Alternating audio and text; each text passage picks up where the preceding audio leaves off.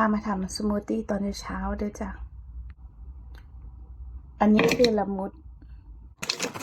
บลูเบอร์รี่แล้วก็แอปเปิ้ลสดจ้าลงไปเลย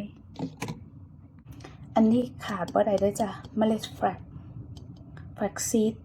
ที่เขาขายตามห้างธรรมดาจะเอามาคั่วแล้วก็ใส่กล่องนี่ไว้กระปุกนี่ไว้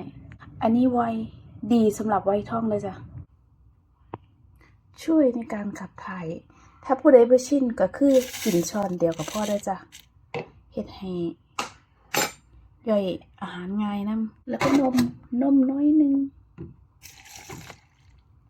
นี่เลยตามต่อด้วยน้ำมะพร้าวเด้อ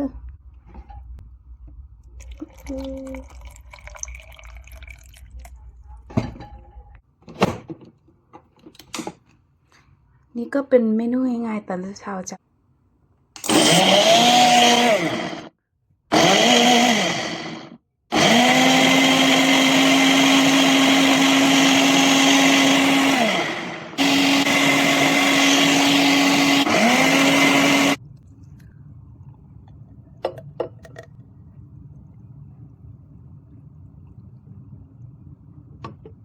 เสร็จแล้วจ้ะง่ายๆ